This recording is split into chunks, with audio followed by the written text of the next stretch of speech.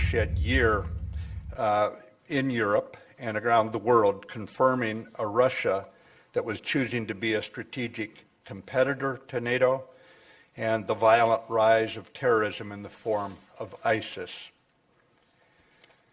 From increased defense budgets to refined decision processes and our changed military organizational initiatives, NATO's defense stance is keeping pace with our new challenges from the East and from the South.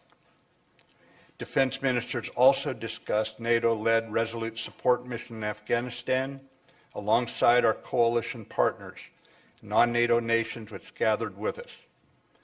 We discussed orchestrating our fight against terror and the next steps from Afghanistan actually to the Middle East over the 2 days, and I shared President Trump's South Asia strategy, which was very well received and firmly supported. Specifically to Afghanistan, reconciliation remains the political goal of NATO's military campaign and our comprehensive approach.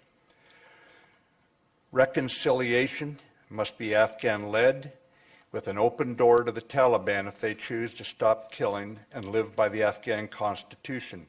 This strategy, carried out by, with, and through our Afghan partners and within the coalition framework, ensures this regional campaign is politically, fiscally, and militarily sustainable. NATO nations and coalition partners are in the process of finalizing troop increases and additional support efforts. Over 24 nations have stated that they intend to raise the troop numbers that they have on the ground there now, including some very small nations for whom this is the largest overseas deployment they have been engaged in. We appreciate their commitment to stabilizing the South Asia region. This week's discussions also afforded the opportunity to further align the alliance posture, ensuring we fully implement the Wales and Warsaw decisions, and in emphasizing our shared values regarding the rule of law, territorial integrity, and transatlantic security, to include attention to the sea lanes of communication between North America and Europe. All in all, ladies and gentlemen, I've been engaged in these ministerials since 2007, both in uniform and as Secretary of Defense.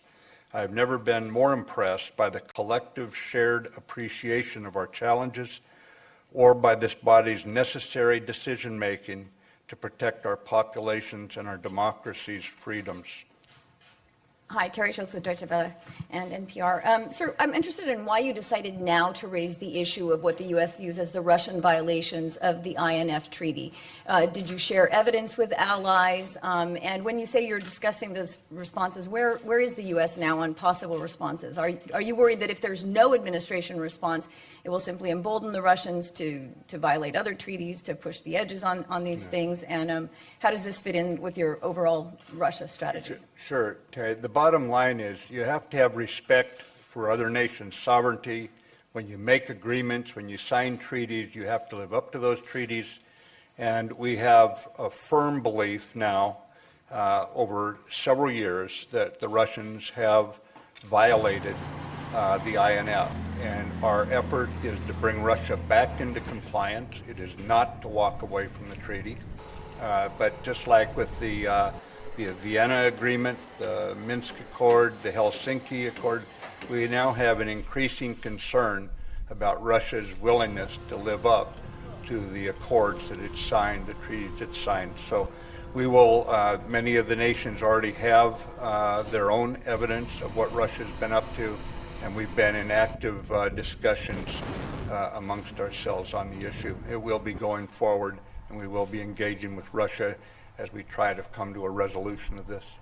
We want to make certain that no terrorist organization can find a haven anywhere. And with a border adjoining Afghanistan, that makes Pakistan a priority.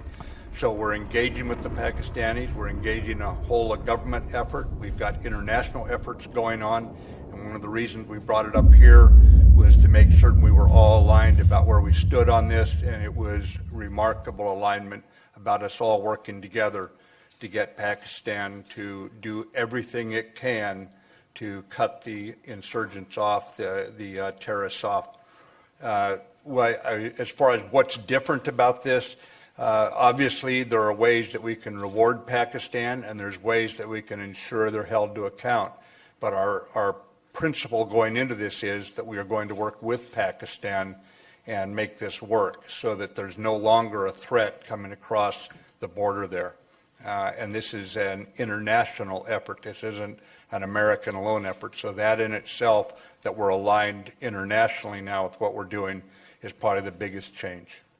The Spanish news agency, how many effectives, how many troops are we short still for Afghanistan? And a second quick question, if I may, concerning the military movement, are you worried that we can't get a sufficient number of troops and equipment like tanks and other heavy equipment in time anywhere in the eastern flank to meet a potential threat, whether it's from Russia mainly or maybe another one? Okay, is that a real worry today? Thank you. Yeah. Okay, I don't want to talk specific numbers. Some of the American press have heard me preaching so much on this, they could probably give my reasons without me even speaking up for myself. Basically, I don't give the enemy information that they could use to their advantage.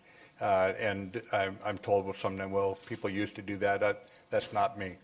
On the mobility issue, you bring up a very good point. You know, if you want to have a NATO that is truly capable of protecting the democracies here, you've got to be able to work together. And one of the most fundamental points of that is at the point of borders, where you speed troops across if they're needed somewhere else in the alliance. And I would just tell you that the issue has been exposed during exercises. It has been solved imperfectly in the local area at that moment. But as a result of defining the problem so well, and I salute what the Netherlands did, the Netherlands took the issue on, came up with what they thought would be a way to approach it. The European Union is meeting next week about it. We support the European Union's efforts in this regard of taking the Netherlands from here's a proposed solution to implementing it. So no, I'm not worried in the sense that we've worked it out on exercises and had local solutions, but we should get a standardization effort so we're not having to work it out locally each time. But the short answer is no, I'm not worried. Now, the ship manager of the Lighthouse Winmore, a tanker recently seized in South Korea for alleged sanctions violations, has denied any knowledge of the vessel's involvement in trade with North Korean entities. The deputy general manager of the Winmore's Chinese ship management firm told the South China Morning Post that the company was unaware the tanker had been used to breach UN sanctions imposed on North Korea.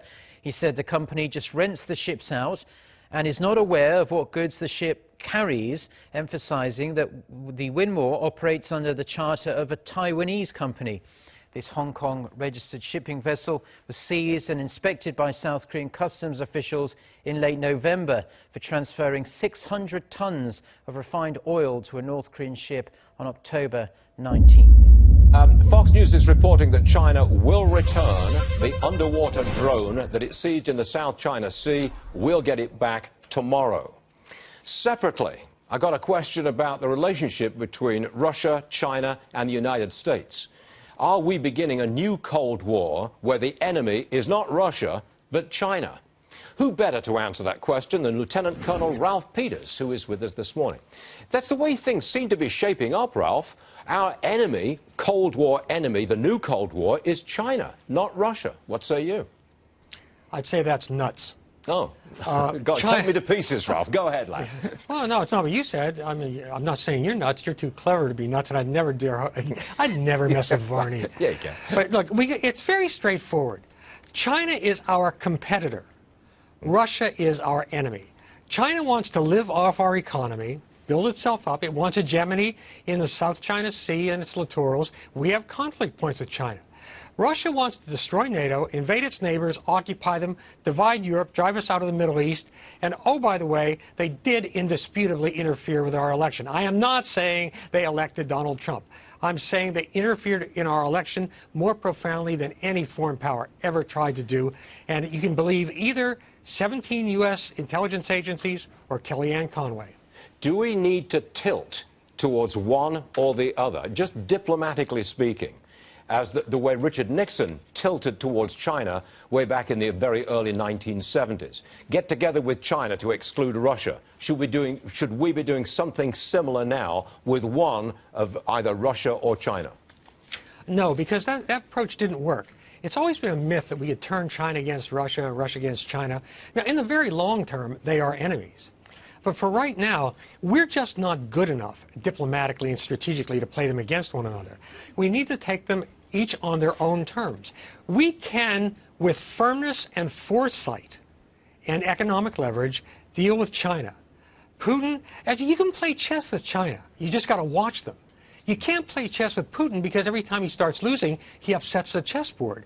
Putin is a grave danger, and I'll tell you, Stuart, I am revolted by the hypocrisy of so many my fellow conservatives who have spent decades warning against Russia, and now suddenly they portray Vladimir Putin as a cross between Santa Claus and Mother Teresa.